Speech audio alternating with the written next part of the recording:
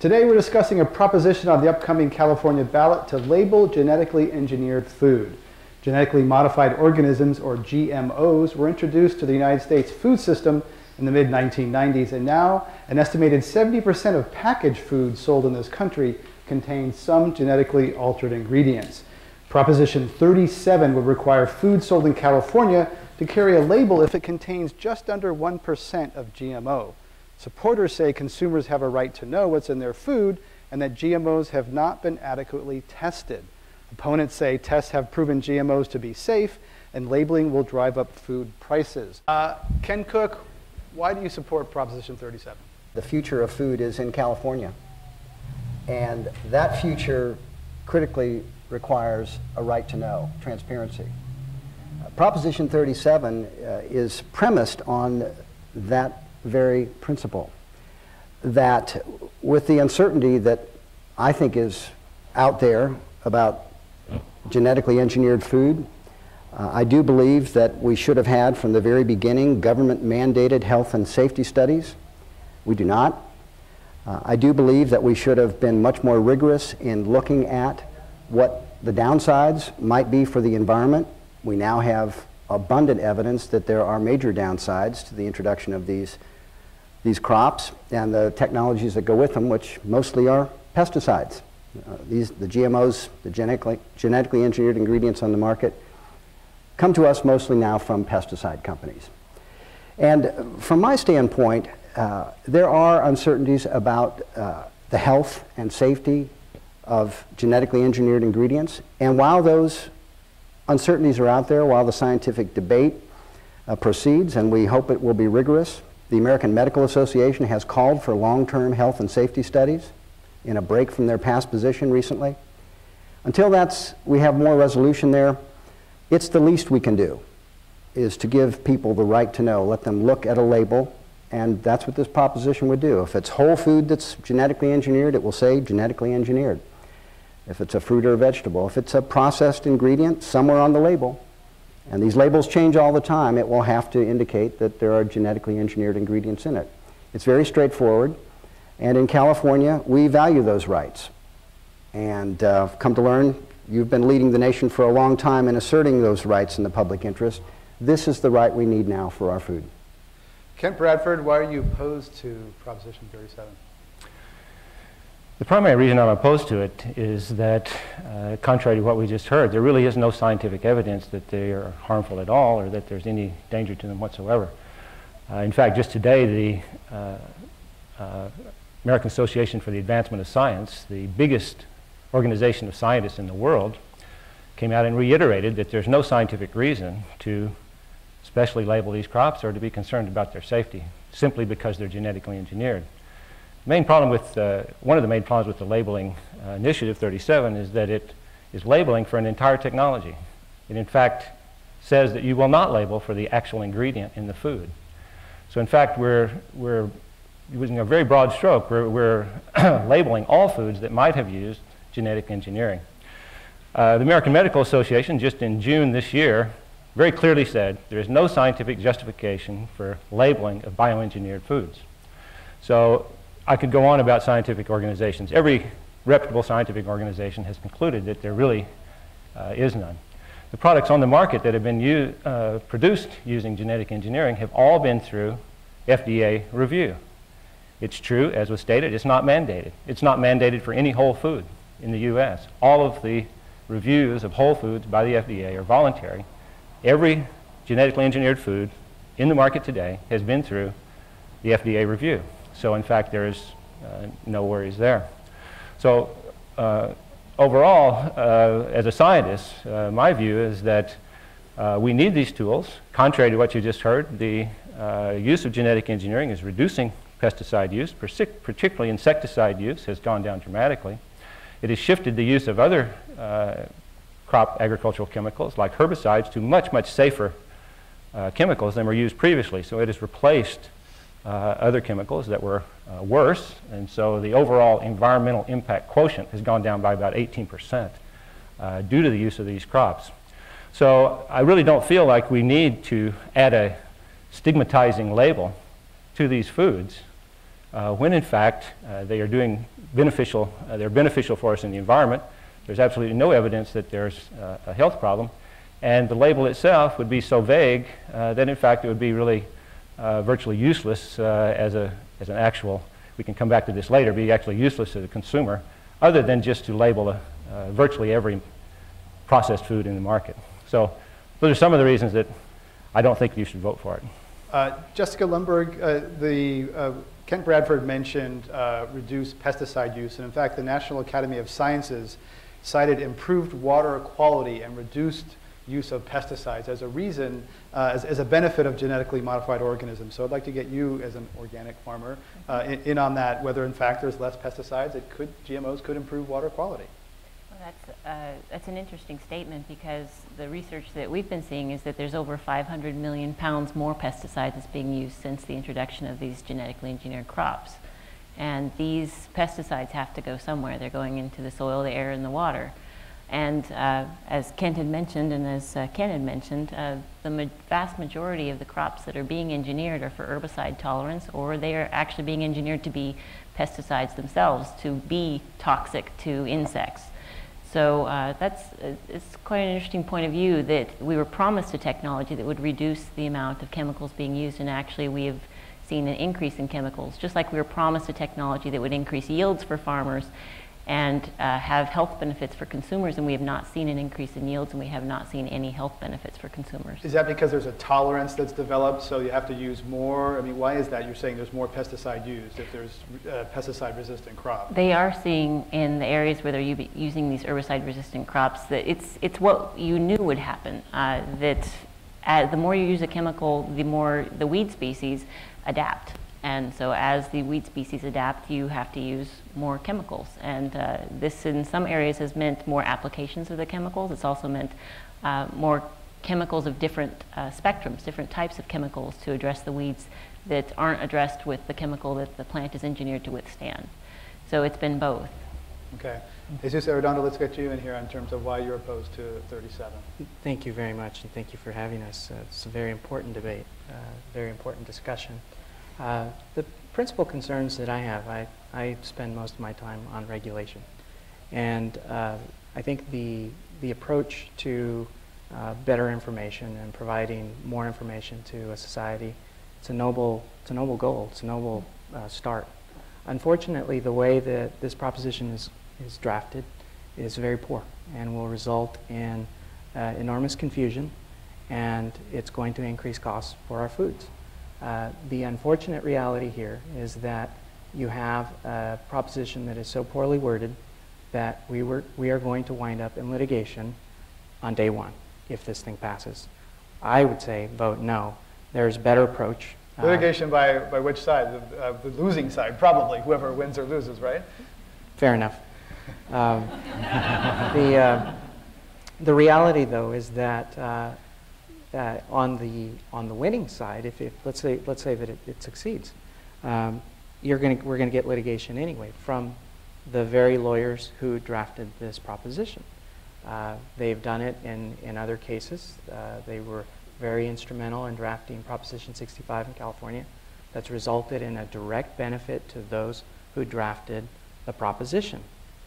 In no case have we seen that there's any benefits to the populace, to the people that we are supposed to be protecting. And so if it's true that the interest is noble, then let's make sure that we do it right. Let's not rush in this instance.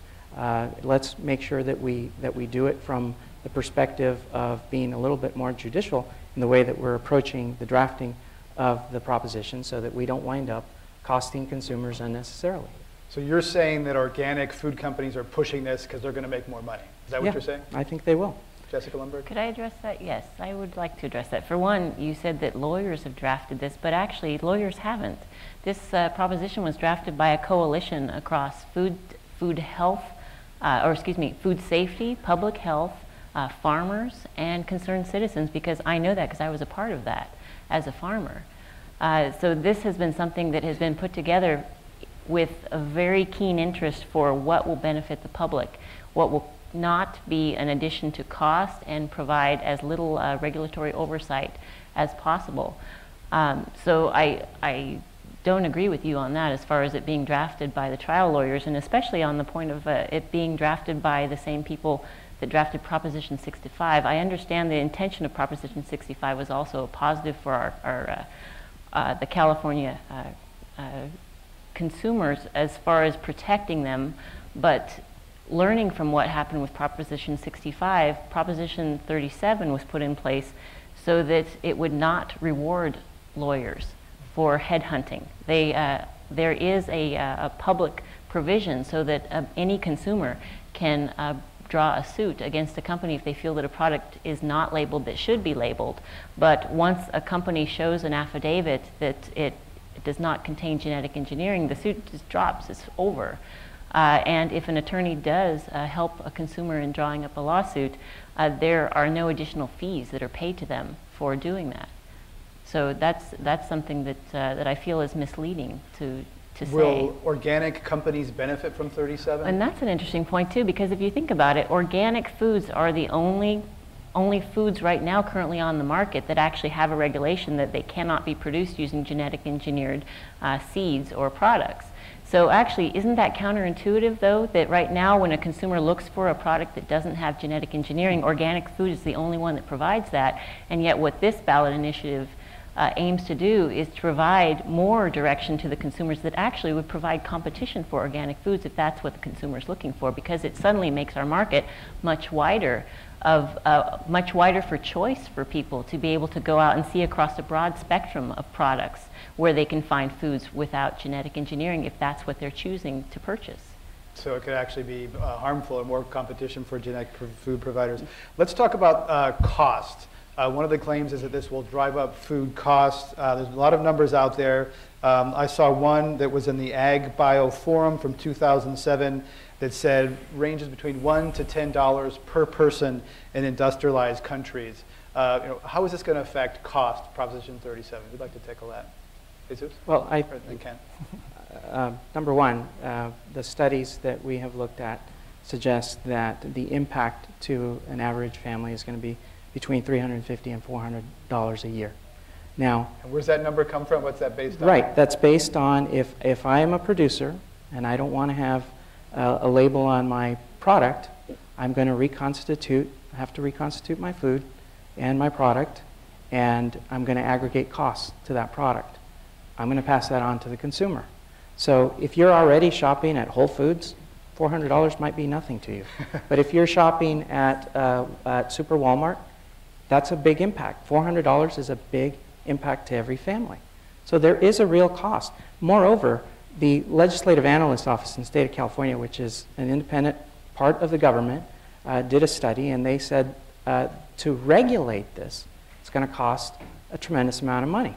Now, there are some that have said, no, it's not going to cost a lot of money. When was the last time that a government program was cheap? Ask yourself that question. Ken Cook? Well, I mean, look, I just think you have to face the facts here. Labeling is required in over 50 countries around the world, and you don't have to take my word for it. Just Google Kellogg's in England or Nestle in Germany. They're selling the same products over there that they sell here and that they would be selling in California, except they're required to label genetically engineered food. That's point one. And there's been no cost increases that they've reported whatsoever, because the companies have responded. You brag about how dynamic the food industry is and how dynamic farmers are. They'll be dynamic enough to deal with this. And the study you're referencing, I believe, was paid for by the pesticide companies and the food companies that are opposing 37. Mm-hmm. They paid for it in Oregon, and then it was used back down here.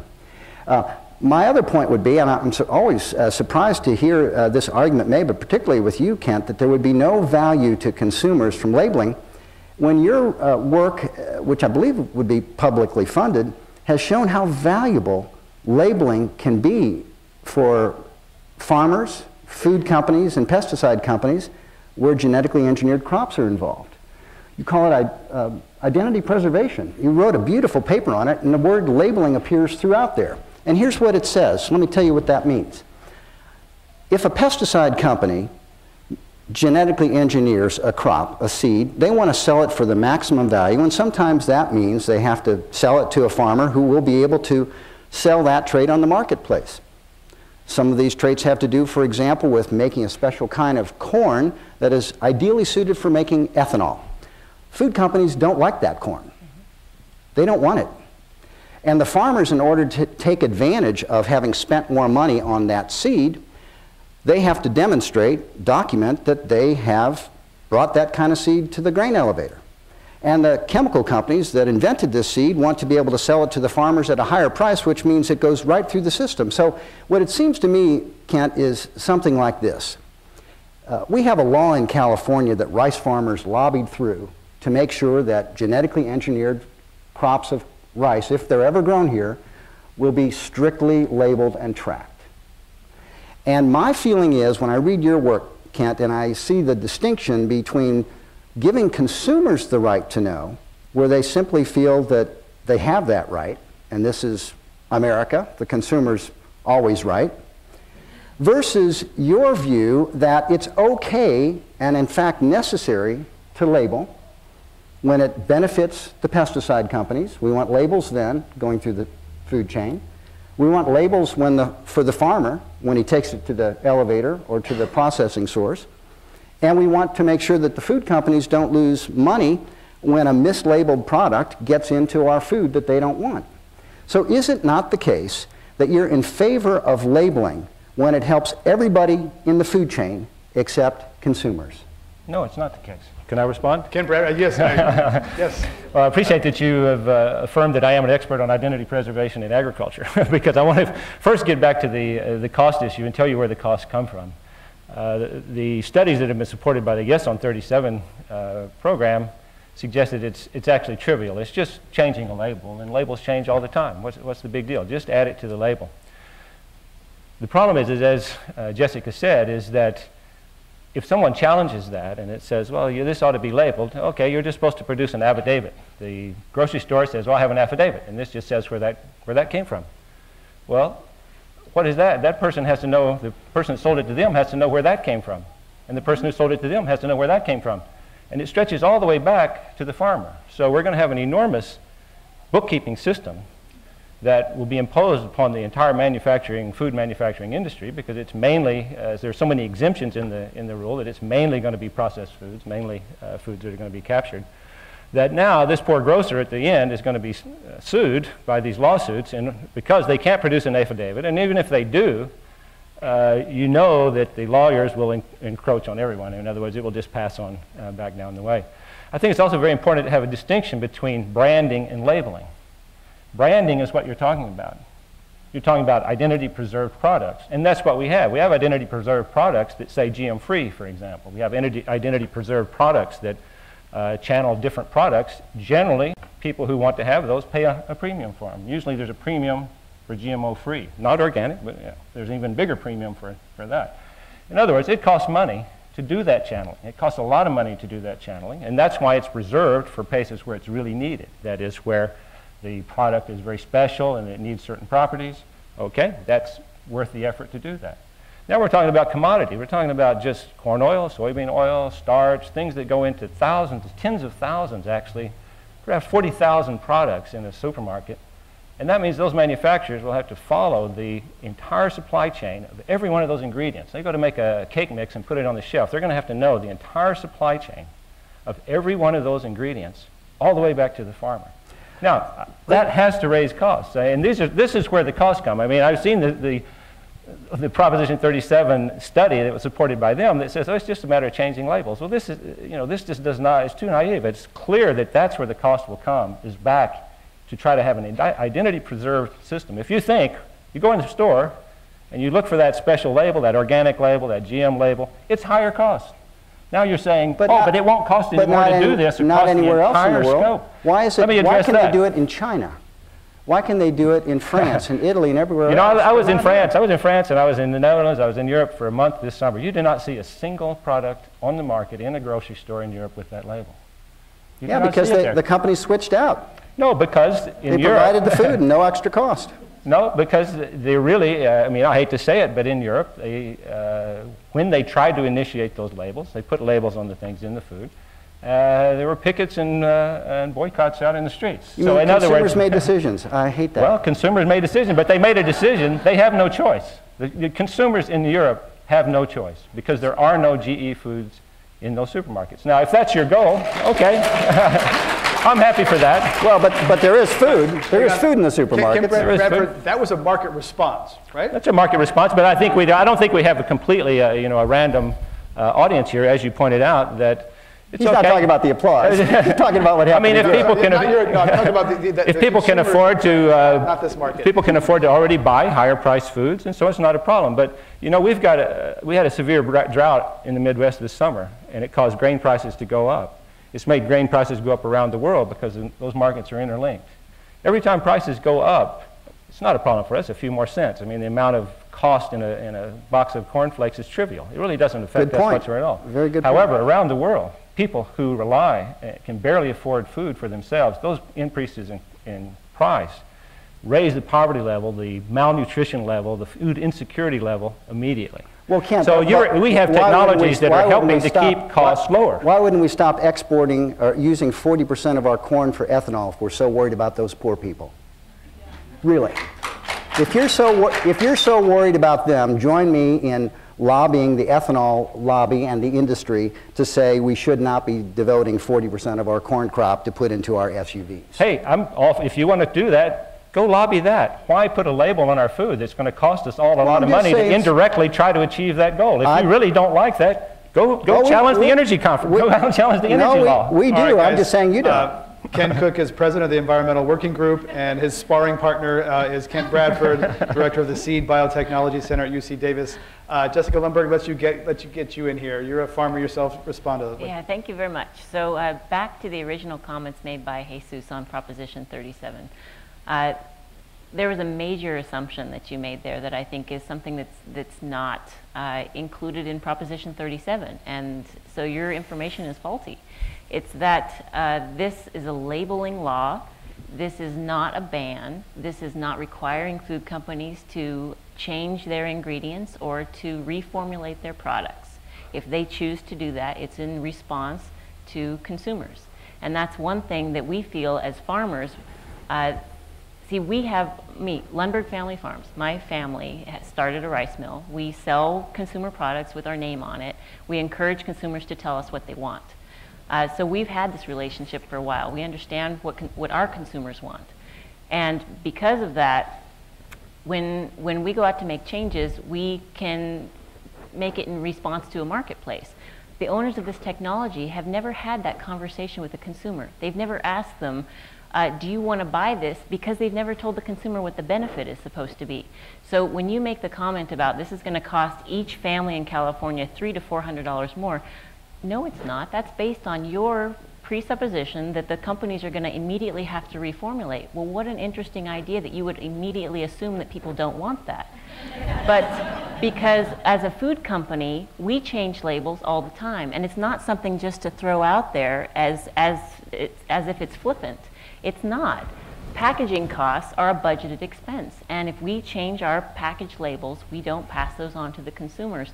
So when we talk about Proposition 37 as being a very straightforward, clear labeling initiative, it means put the label on. And to Kent's point of, again, reformulation, the complexity of the food system, farmers will deliver what the market demands. Farmers are extremely resilient. And to your point about the drought-resistant corn, why would you not label that and tell people what the benefit is to the marketplace? You're also assuming that putting a label that says genetically engineered means people will go away from that. Why not have that communication? People are so disconnected from their food, why not let them understand the challenges to farmers? Why not let them know how their food is being produced? So to me, it's an open conversation with consumers. It's creating transparency. It doesn't add cost to the system. It doesn't require reformulation.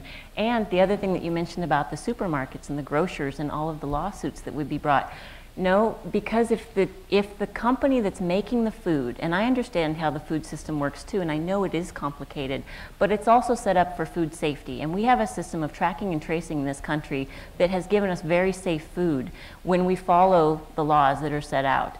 And if we have contamination, we are able to follow it actually to the farmers. And so it's already a complex system, and this initiative can work easily within our system. I do not think the FDA, and well, it will go to the FDA, I do not think California itself should be mandating labels that are not science-based, but are rather market-based. If we allow the government to get into putting labels that are going to be shifting consumer purchases one way or another, I don't think that's the way we should go. I think food labels should remain about the science, about the content of the food. Let me just give an example. Many people have allergies to peanuts, and we do have labels on there, and very appropriately so. Fought heavily by industry. Right. Fought heavily by industry. They're there all over Yeah. peanuts. Now let me ask you this. What will happen with Proposition 37 is that one likely scenario is that it will be very, very difficult for them to segregate, purchase, do all of these things. There is the option to put may contain genetically engineered food.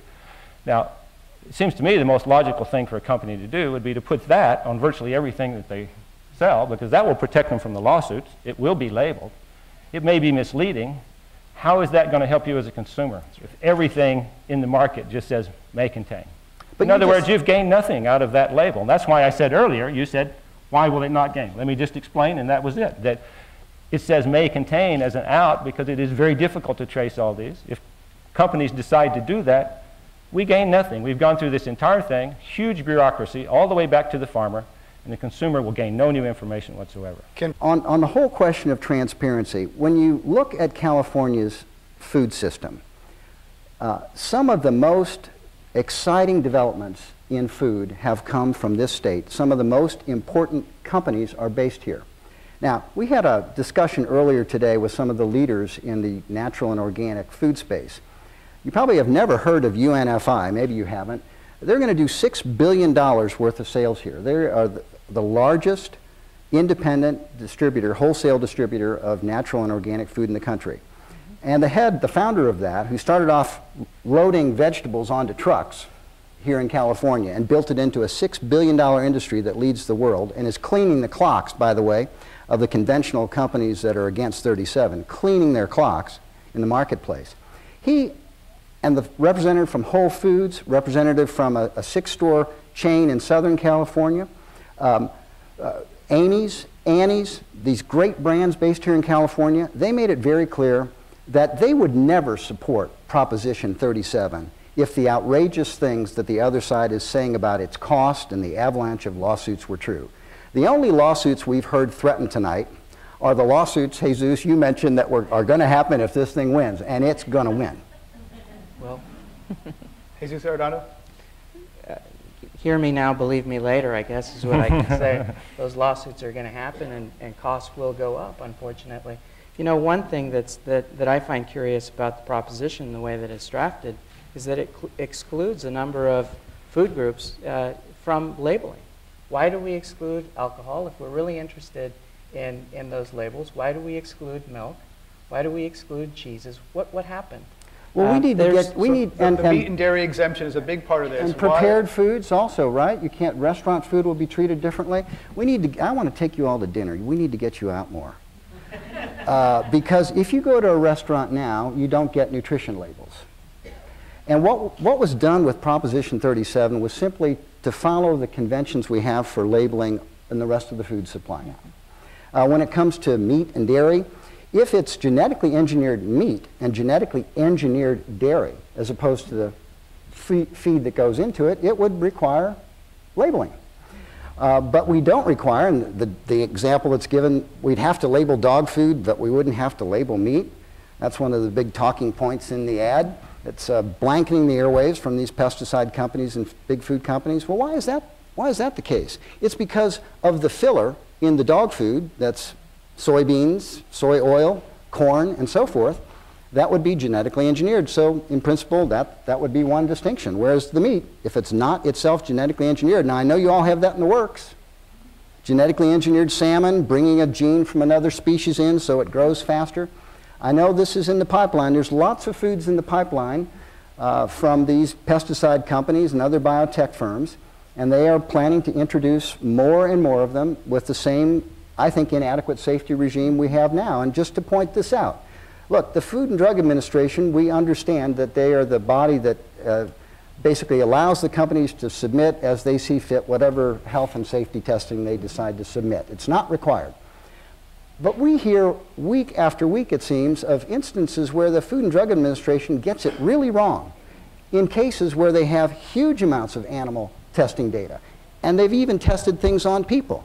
And that's a category we call drugs, where time after time we read about drugs that have gone through this rigorous health and safety testing and FDA still makes mistakes. So when that's the case, when that can happen, it seems the least we can do is give people a label. And if the consumer decides they want to eat food that's got genetically engineered ingredients in it, so be it. If they decide that they want to try and avoid that because they're concerned that maybe we missed something, like we did at every environmental disaster practically in history, like we did when Monsanto didn't tell us about PCBs polluting their neighbors, or when DuPont didn't tell their neighbors about Teflon ingredients in their tap water. These are the same companies in charge of letting us know if there's a problem in our food.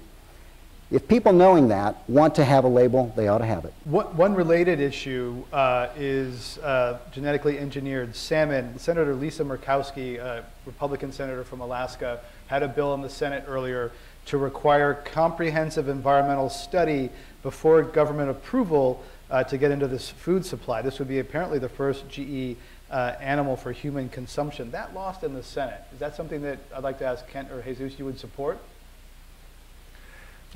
I don't see any problem with that fish myself, I have to say. What they've done is they've created a fish that will grow 3 times bigger on the same amount of feed in a shorter time.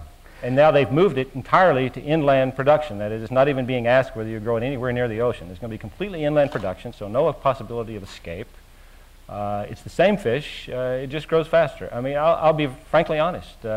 We need to be doing that with crops. We need to be doing that with a lot, because we have to increase productivity per unit area of land, or else we're going to take over more land, and we don't have it. I mean, there are severe consequences to not having high productivity, high efficiency agriculture. And we got to feed 9 billion people by mid-century. Ken Cook? Well, and there's lots of ways we can feed those people, and we know from you know, the Amartya Sen's Nobel Prize that people don't starve primarily because there's a lack of food. It's because they don't have access to it. They can't buy it. But just to go back, this has been a great exchange, a great question. The biotechnology industry crushed Republican Senator Murkowski's amendment that just asked for a more thorough environmental study. If it's the case, as you just described, Kent, that this is no big deal, that ought to be a pretty easy study to do. But see, she represents salmon fishermen in Alaska, and she's concerned about this. And she went to her colleagues on the Senate floor, and she asked, can we just proceed with a study that's more rigorous than we were going to do otherwise, as we're going through the approval process of this. And time and again, the industry you're representing up here today, you're standing up for, which is not the public institutions, it's the pesticide companies and the other biotech firms that make this stuff.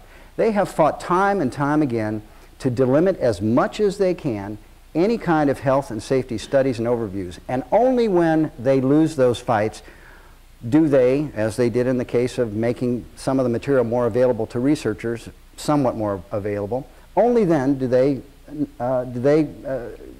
come forward and accept a different regime. They've spent a lot of money. They're spending over $40 million to kill Prop 37 in our state. Over 40 million bucks. With advertisements that are making, talk about sloppily written and deceptive labels, these advertisements are the epitome of it. And this is a great example. Just do that study, and they just couldn't stand for it. Just do labeling, they can't stand for it. Require health and safety testing at the federal level like we do for pesticides and other things, no. And so that's where I come in. Look, I am not saying, you know, I am not going to feed my kid genetically engineered food, because there are times when I think I'll feel okay doing it. But that's not the point. The point is I want a choice, Kent. I want a choice, Jesus. I want to be able to know, just in case. Yeah, but I can't buy organic all the time. Mm-hmm. He goes out, visits neighbors, goes to school. We don't always have organic. And I'd like to be able to know if I'm feeding this product to my kids and serving it at dinners that I have in my home from time to time, I'd like to be able to make decisions based on what I can read on a label. It's just really that simple. And the reason California is leading in natural and organic foods, $30 billion industry nationwide, big companies here creating thousands of jobs. We had billions of dollars worth of companies on a call today talking about why they support Prop 37. Retailers, wholesalers, farmers, the whole kit and caboodle. The reason they do that is because they know that's the future, that they can make the products that consumers want.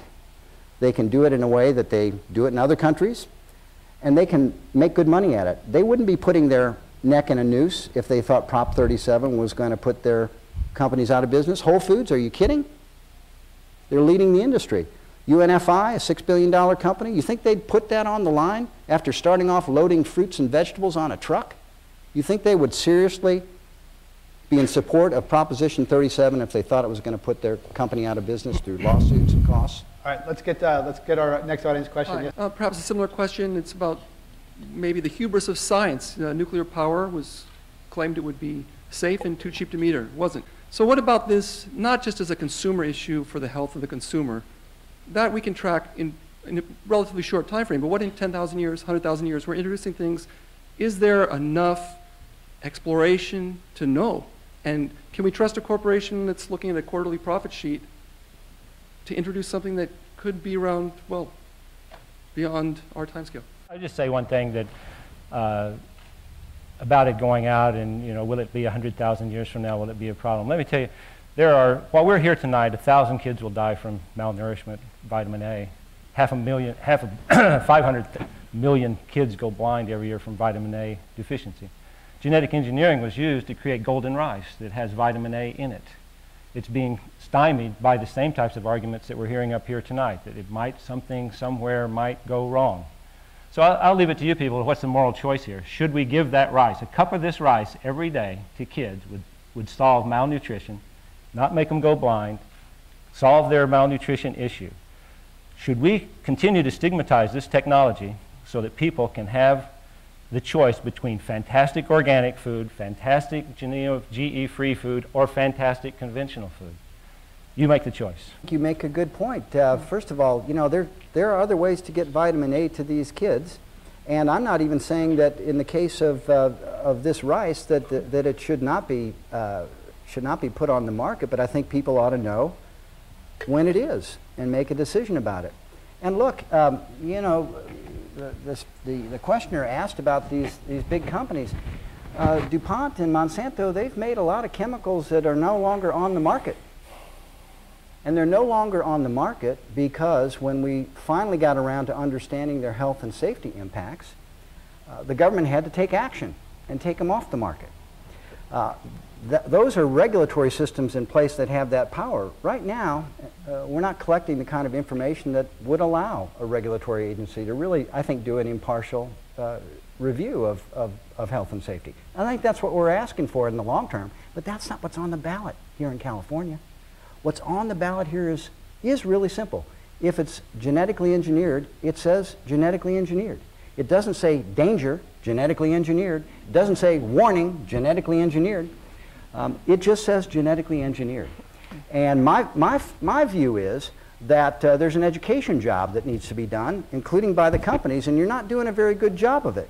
If you say that we're being so successful in demonizing food, I haven't noticed that when I look at the waistlines around the country, and I also haven't noticed it when I look at the part of the food sector that's growing so dramatically, and that's where consumers feel that they're voting with their dollars to get what they think is a great, healthy product. That's why organic is leading the marketplace, and natural foods are leading the marketplace. So, you know, I really do think it's unfortunate. I would like to see more public research on genetic engineering of crops. I'd like to see more public research into the potential impacts of it. I'm very worried that so much power, as you say, and so much money is concentrated in these big companies to the point that they can not only buy the technology and dictate how it's going to be used, they're coming very close, if we don't fight back here in California, they're coming very close to buying our right to know.